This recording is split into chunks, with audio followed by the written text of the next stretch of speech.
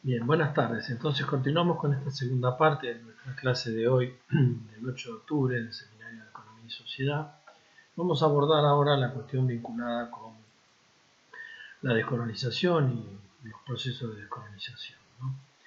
En sí mismo, bueno, el concepto de descolonización lo podemos identificar como un proceso histórico que se desarrolla fundamentalmente desde finales de la Segunda Guerra Mundial, 1945, hasta la década de los 70, por el que la mayoría de los imperios coloniales fueron desapareciendo y numerosos países consiguieron la independencia. Los métodos fueron pacíficos o eventualmente violentos según los casos, ¿no?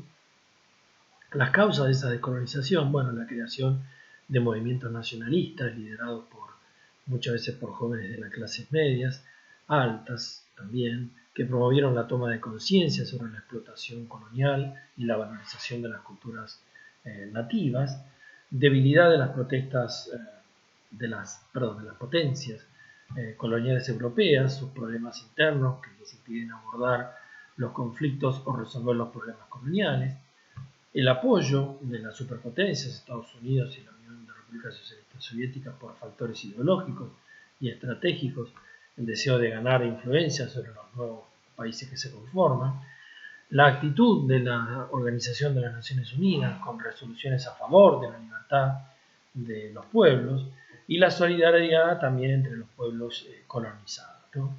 Hay una primera etapa que podemos identificar con claridad, que sería la etapa asiática, que va entre 1947 a 1955, en la que vemos las colonias británicas que consiguen la independencia de forma pacífica, el caso de la India, ¿no? Con el partido del Congreso liderado por Mahatma Gandhi, quien dirigió un movimiento de masas contra el colonialismo británico con métodos pacíficos, llamemos así, el principio de la desobediencia civil.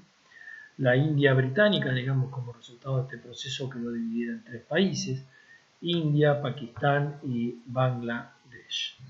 En Indonesia, una colonia holandesa, e Indochina, una colonia francesa, al retirarse los japoneses se producen guerras entre las potencias coloniales y los movimientos nacionalistas de Sukarno y Ho Chi Minh, los mandatos británicos y franceses del Próximo Oriente, territorios del Imperio Turco, Otomano, antes de la Primera Guerra Mundial, que al terminar la Segunda Guerra Mundial en los nuevos países se transformaron en nuevos países de Irak, Siria, Líbano, Jordania, mientras que Palestina iba a ser dividida por la Organización de las Naciones Unidas en 1947 en un Estado israelí y otro palestino.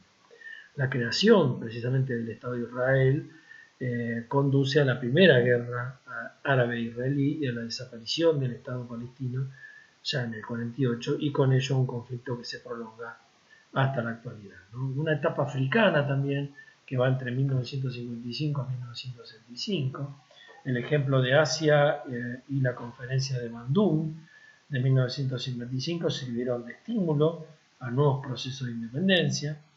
En el caso del norte de África, Egipto en 1922, Libia en 1951 y Túnez y Marruecos en 1956 acceden a la independencia de forma pacífica. En Argelia se produce una guerra cruenta entre tropas francesas y la guerrilla argelina del Frente de Liberación Nacional dirigida por Ben Bella, hasta que De Gaulle, ¿sí?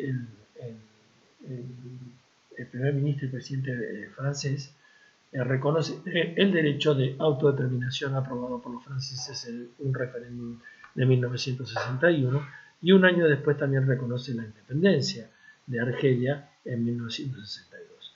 En el caso del África Negra, la independencia fue generalmente pacífica y pactada, aunque el trazado de fronteras, que obviamente no tuvo para nada en cuenta en términos imperialistas, digamos, ¿no?, las divisiones tribales, dio lugar a muchos problemas posteriores por las luchas entre las distintas etnias, ¿sí? En las colonias británicas existió un conflicto en Kenia, la guerrilla del Mau Mau, por ejemplo, y en Sudáfrica y Zimbabue, donde se impulsó el apartheid contra la población negra.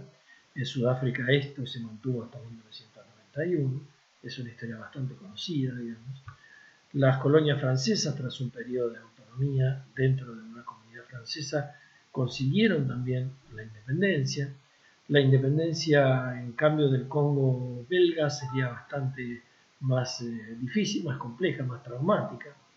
Y las últimas descolonizaciones, digamos, en esta descripción de etapas, se dan desde 1965.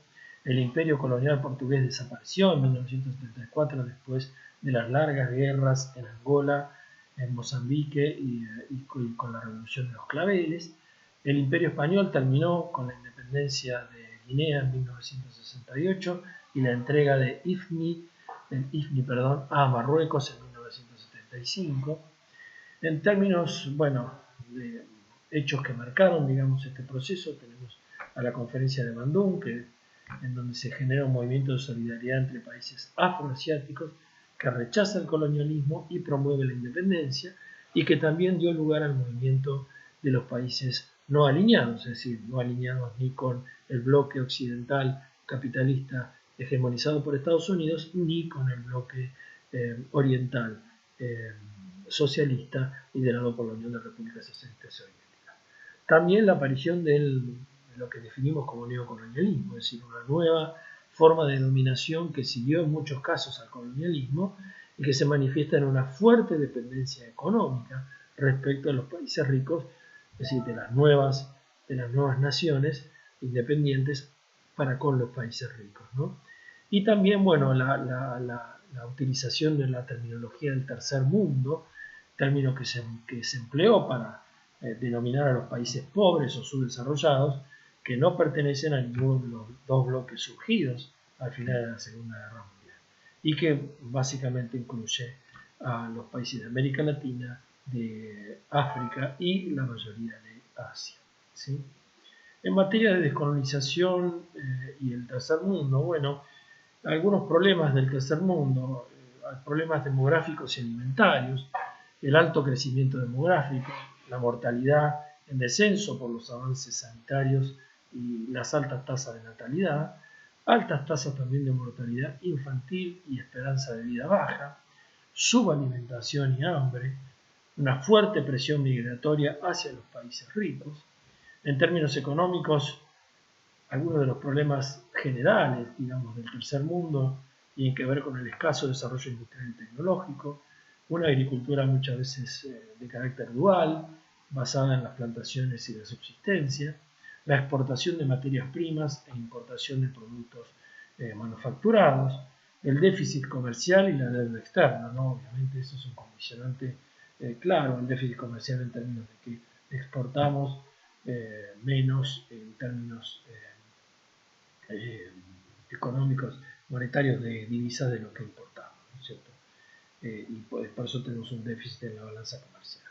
Sociales y políticos, bueno, unas fuertes desigualdades sociales, las oligarquías controlan el poder e imponen sistemas dictatoriales y corruptos, escaso desarrollo educativo y cultural, gran diversidad en cuanto a niveles de desarrollo, por ejemplo, bueno, la explosión de lo que llamamos los tigres asiáticos, ya industrializados hasta situaciones extremas como el África subsahariana. Y bueno, en lo que se refiere, digamos, a la cuestión del Próximo Oriente, bueno, obviamente la descolonización de los mandatos británicos y franceses del Próximo Oriente no dio lugar a un Estado árabe unido, prometido por los británicos durante la Primera Guerra Mundial, sino a la aparición de los estados independientes de Irak, de Jordania, de Líbano y Siria, mientras que Palestina quedó dividida, como decíamos hace un rato, en dos estados, según el plan de la ONU de 1947. Y se creó Israel en connivencia con un Estado árabe palestino, ¿sí? Tras la independencia, esta región es una zona de muchísimo interés estratégico y económico y también una de las más conflictivas por su riqueza petrolífera y por los conflictos árabes e israelíes, ¿no? Bueno, sería muy largo de contar la cuestión de los conflictos, del conflicto árabe-israelí, merecería básicamente una clase específica para desarrollar esta cuestión. Sí vamos a ver en líneas generales al mundo árabe durante la Guerra Fría. no constituye en sí mismo una unidad política, sino más que nada una unidad cultural, que no ha logrado conseguir, o no ha conseguido, mejor dicho, un proceso de desarrollo económico y social, a pesar de su riqueza petrolífera, y debido en parte a los continuos conflictos surgidos tras los procesos de descolonización o de independencia, ¿no? Bueno, el republicanismo de carácter nacionalista, socialista, laicista y panarabista, creado, por ejemplo, por el líder egipcio Nasser en Egipto, se extendió por muchos países árabes, el caso de Siria, de Irak, de Libia, de Argelia, de Túnez, que se alinearon con la Unión de Repúblicas Socialistas Soviéticas. El paso también de Egipto al bloque occidental con el líder Sadat debilita en gran parte a este grupo que se había conformado. En los países con riqueza petrolífera del Golfo se impusieron monarquías conservadoras aliadas a los Estados Unidos, que estaban dirigidas por Arabia Saudita y crearon o trataron de frenar el nacionalismo progresista, apoyando la expansión de lo que llamaríamos una suerte de fundamentalismo islámico. Este fundamentalismo islámico defiende los valores autóctonos, los preceptos del Corán, frente a la occidentalización. Esto supone la aplicación de la Sharia, que es la ley islámica, tanto al ámbito político como al ámbito personal. Se convierte en una importante fuerza política desde los años 80, debido al fracaso de los modelos de desarrollo inspirados en el mundo occidental. El aumento también del rechazo al mundo occidental por su apoyo a Israel y al hegemonismo de Estados Unidos tras la Guerra Fría, por su intervencionismo sistémico, digamos, en la zona. Las políticas sociales de los grupos fundamentalistas apoyados económicamente por algunos estados, el caso de Irán o Arabia, o grandes fortunas petrolíferas y su rechazo a la corrupción. El fundamentalismo ha triunfado en algunos estados como Irán, Sudán y Afganistán. En el caso de Irán, una revolución popular contra el Shah de Persia, aliado de Estados Unidos e impulsor de la occidentalización del país, llevó al poder a los clérigos chiitas, dirigidos por el ayatollah Khomeini, que implantaron una dictadura islamista. En el caso de Afganistán, la retirada soviética y el apoyo de Estados Unidos y de voluntarios musulmanes a las guerras, o a las mejor dicho, a las guerrillas islamistas, facilitó el triunfo del régimen talibán, 1996-2001, que apoyó el terrorismo de Al-Qaeda e incluso aplicó la Sharia de forma muy estricta, quitando a las mujeres todos los derechos adquiridos. En otros países son una fuerza política importante que presiona a los gobiernos y que justifica el mantenimiento de dictaduras corruptas durante años. Las crisis económicas también en este tiempo ha hecho surgir también un amplio movimiento de rechazo a estas dictaduras. Respecto de la descolonización y la conformación de un nuevo tipo de relación de neocolonialismo y su vinculación con el tercer mundo, bueno, por ahí convendría que nos detengamos un poquito en esto. Dice, mientras soviéticos y estadounidenses trababan una lucha, digamos, mediada en la Guerra Fría, sobre todo en las colonias asiáticas y africanas, se gestaban cambios trascendentes para el futuro. Los pueblos colonizados se alzaban contra las metrópolis europeas reclamando su independencia. Era la hora de lo que nosotros llamamos hasta ahora y en general y hemos caracterizado como la descolonización. Esta descolonización supuso la liquidación de imperios coloniales europeos y la aparición de nuevos estados. Pero esa soberanía política, como lo venimos remarcando, no fue acompañada en la mayoría de los casos de una independencia económica. ¿Sí? Las antiguas metrópolis y otras potencias económicas practicaron nuevas formas de dominación que llamamos neocolonialismo. Si trabajamos un poco el concepto de descolonización, vemos claramente que fue un proceso histórico y que tuvo lugar generalmente después de la Segunda Guerra Mundial y que, salvo contadas excepciones, por ejemplo Egipto, Afganistán, Irak, fue después de la guerra cuando se produjo esta suerte de avalancha descolonizadora que en cuestión de 20 años terminó prácticamente con los imperios coloniales europeos, ¿sí? Como decíamos hace un rato, se accedió a esos procesos de independencia de manera de maneras diferentes. En algunos casos supuso una independencia violenta por medio de lo que se llamaron las guerras de liberación. Es el caso de Indochina, de Indonesia, de Argelia. En otros se alcanzó de una forma más o menos pacífica mediante un proceso negociado con las metrópolis imperiales, el caso de la India, Marruecos, la Guinea Española y otros, y la antigua metrópoli consiguió mantener en esta negociación buena parte de sus intereses, ¿sí? Las causas de este proceso descolonizador. Bueno, en primer lugar, la aparición y desarrollo del movimiento de liberación nacional en las colonias. Y muchos de los líderes de estos países, líderes nativos, sobre todo, como mencionamos antes, de clases medias y clases medias altas, habían estudiado, muchos de ellos, en las universidades europeas, el caso, digamos, de Gandhi es uno. Allí asimilaron también muchas de las ideas que después quisieron trasladar a sus países, en términos de las ideas de libertad, de soberanía del pueblo, democracia, valores que nosotros identificamos claramente con el liberalismo democrático, que proclamaban estos colonizadores para sí mismos, pero no para sus colonizados. Estos futuros dirigentes, digamos, nativos, tomaron conciencia de ese sometimiento y cuando volvieron a su patria redescubrieron los valores culturales de su propia civilización.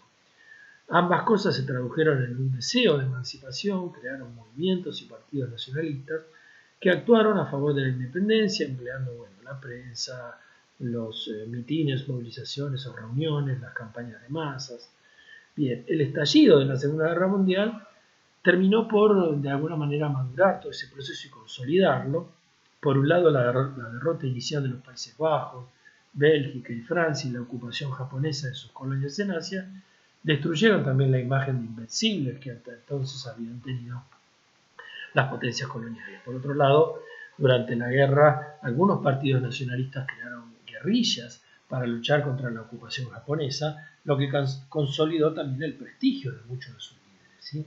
Concluida esta etapa, nada volvió a ser como antes, nada volvió a ser igual, ya que los pueblos colonizados habían descubierto, o habían tomado conciencia de la debilidad de sus metrópolis y había aumentado también su deseo de emanciparse, ¿no? La postura anticolonialista de las dos superpotencias. Bueno, a ver, estos movimientos contaron con un contexto internacional favorable. La guerra significó el declive de Europa, obviamente, o lo que es lo mismo de las viejas potencias europeas coloniales, y el surgimiento de dos nuevas superpotencias, Estados Unidos y Unión Soviética, que por distintos motivos eran anticolonialistas y apoyaron el proceso de descolonizado. Estados Unidos lo hizo por razones históricas y económicas. Por un lado, se identificaba y simpatizaba con las colonias por su propio pasado colonial, pero también estaba el hecho de que su economía necesitaba más mercados, esta es la cuestión central, y el mantenimiento del sistema colonial era un obstáculo para la libre circulación de mercancías. El caso de la Unión de Repúblicas Socialistas Soviéticas, por razones ideológicas y de estrategia política. Por razones ideológicas, porque el comunismo es por definición anticolonialista, ya que identifica la explotación de los pueblos sometidos con la explotación del proletariado. Por razones estratégicas, ya que en el contexto de esa Guerra Fría veía en la lucha de las colonias un medio de expansión del sistema socialista. Bastantes movimientos de liberación eran de inspiración socialista, fortaleciendo así su bloque. Esa misma razón hizo que Estados Unidos dejara de estimular la descolonización, donde los movimientos de liberación eran de inspiración socialista o comunista. O tratara incluso de moderar y controlar el movimiento porque temía que tras el colonialismo viniera una sociedad que se inclinara hacia el socialismo. Por otro lado, también tenemos la acción de la Organización de las Naciones Unidas. Fueron un gran apoyo para los pueblos colonizados, adoptaron desde su origen una actitud favorable a la descolonización, confirmada en la Declaración Universal de los Derechos del Hombre de 1948 y potenciada con la progresiva incorporación de los estados que iban alcanzando la independencia al organismo internacional, ¿no? La ONU ha ejercido una continua presión descolonizadora promoviendo numerosas resoluciones a favor de la libertad de los pueblos. Bueno, está el caso de nuestras Islas Malvinas, que estamos cansados de tener resoluciones a nuestro favor y siguen en poder de los ingleses. La solidaridad entre los pueblos colonizados, otro tema. Bueno, los pueblos que accedían a la independencia colaboraban con aquellos que aún no lo habían logrado, con asesoramiento, dinero, armas y apoyo diplomático. Las conferencias que reunieron a los países ya independientes con aquellos en vías de serlo fueron un instrumento de colaboración y en ellas, como en el caso de las Naciones Unidas, se defendió el derecho de los pueblos al autogobierno, ¿sí? La solidaridad, bueno, de los pueblos lo hemos rescatado recién, y por último la oposición de la población de las metrópolis al colonialismo. Los imperios coloniales carecían de rentabilidad económica y política. Los enormes gastos en defensa y administración financiados con los impuestos de los ciudadanos no compensaban los beneficios que obtenían una minoría ligada a los negocios coloniales. Además, cada vez más sectores de la población, entre ellos muchos intelectuales, rechazaban las guerras coloniales, ¿no?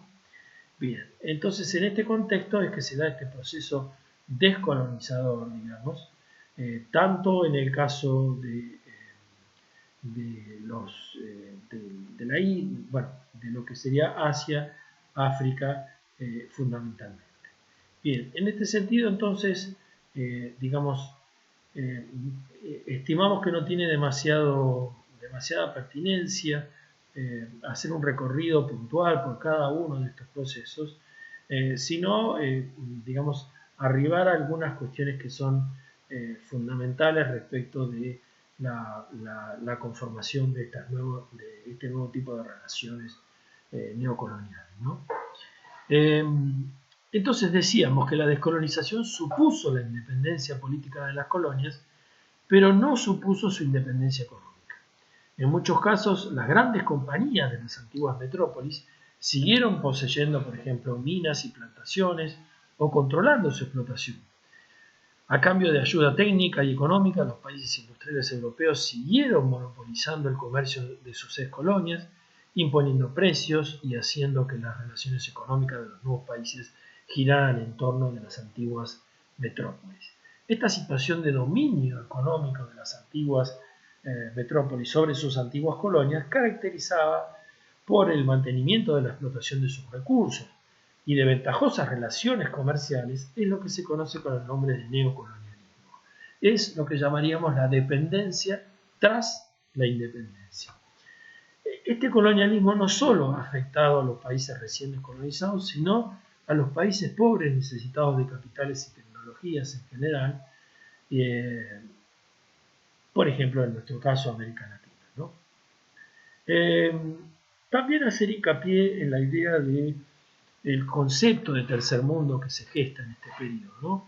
En los años 50, el geógrafo francés Joly acuñó el concepto tercer mundo para referirse a los nuevos países asiáticos y africanos, más los iberoamericanos, que tenían en común, según esta interpretación, un débil desarrollo económico, un bajo nivel de vida o pobreza de sus habitantes y una dependencia económica de los países ricos. Surgió como un paralelismo con el tercer estado del antiguo régimen y se relacionaba con la existencia de un primer mundo, que eran los países capitalistas desarrollados, y un segundo mundo, que eran los países socialistas industrializados. El tercer mundo englobaría entonces así el conjunto de los países subdesarrollados, también conocido como el sur del planeta. El término tercer mundo se sigue utilizando para denominar a los países pobres o subdesarrollados, aunque se haya vaciado de contenido político al desaparecer el segundo mundo, ¿sí? Es decir, el bloque soviético. También se habla del contraste entre el norte desarrollado y el sur subdesarrollado. Bien, sobre los problemas más importantes de América Latina, creo que nosotros claramente tenemos un conocimiento bastante pormenorizado y además lo vamos a desarrollar y lo hemos desarrollado durante la cátedra y durante las distintas clases. Bien, y lo más importante entonces a destacar en esta segunda parte, digamos, de la clase es poder contextualizar entonces y poder enmarcar este proceso que llamamos de descolonización, ¿no? Bien, bien, estimo que nada más, porque ya hemos recorrido también el fundamentalismo islámico, también el fundamentalismo islámico en otros países. Así que bien, sobre esta cuestión, bueno, subrayar entonces que este proceso, digamos, fue muy importante, digamos, en términos eh, de consolidar digamos, de alguna manera cristalizar un fuerte sentimiento anti-europeo de la población, digamos, de los distintos pueblos que lograron su independencia. También fue el resultado de la acción de partidos y grupos nacionalistas que buscaban la emancipación de estos territorios coloniales y que traducían las aspiraciones de sus poblaciones y de la acción de partidos y movimientos revolucionarios, muchas veces muchos de esos partidos identificados con el ideario socialista, que buscaban además transformaciones sociales profundas, ¿sí? Las promesas hechas por las potencias, por ejemplo, Gran Bretaña, Estados Unidos, Holanda durante la guerra, el estímulo dado por los jefes militares de las fuerzas japonesas de ocupación al momento de su derrota, etc., fueron catalizando, digamos, ¿no? Y este proceso también estaba fuertemente influido por las victorias japonesas, primero sobre Rusia en 1905, después sobre las metrópolis europeas durante la Segunda Guerra Mundial y por la primera revolución nacionalista china en 1911 bajo el liderazgo del filósofo Sun Yat-sen, ¿sí? Bien, creo que podemos terminar con esta cuestión. Hemos hecho un abordaje muy general, pero digamos que puede complementarse claramente con la bibliografía, digamos, que tenemos para su lectura, ¿sí? En especial el texto de Frantz Fanon y también, por supuesto, el texto de Barbero, que lo toca más de costado, pero que aborda, digamos, estas problemáticas. Bueno, lo importante de estos procesos es que están reconfigurando, digamos, el orden político y el orden geopolítico mundial al calor de esa Guerra Fría y al calor de la confrontación entre las dos superpotencias, y que esa configuración, digamos, va también gestando las condiciones para la expansión del mercado capitalista y para la consolidación de determinadas hegemonías, como el caso de la hegemonía norteamericana a nivel del sistema económico mundial. Bueno, bien, con esto terminaríamos nuestra clase de hoy, más lo que hemos podido complementar, digamos, con el encuentro de hoy también con alumnos y demás, y alumnas, por supuesto. Así que, bueno, vamos dejando acá en esta clase vinculada al paradigma del desarrollo entre 1945 y 1973, 75, algunos lo extienden un poquito más, hasta 1985, y bueno, todo lo que tiene que ver con la caracterización de ese periodo llamado la Edad de Oro del capitalismo, y también, por supuesto, con esta sociedad del bienestar, hija también de la industrialización a gran escala, de la producción de bienes masivos, del consumo de esos bienes masivos, de la construcción de sociedades consumistas, ¿sí? Y la consolidación también de la hegemonía cultural de este modelo occidental capitalista hegemonizado por los Estados Unidos. Y bueno, y luego lo hemos entroncado con estos procesos de descolonización que nos permiten enriquecer la mirada y apartarla un poco de los centros meramente industriales y ver qué tipo nuevo de relaciones sociales y qué tipo nuevo de relaciones políticas, económicas geoestratégicas, culturales e ideológicas se generaron en la conformación de ese nuevo orden mundial surgido después de la Segunda Guerra Mundial. Bueno, los saludo, las saludo y nos volveremos a encontrar en otra clase. Que estén bien, hasta luego.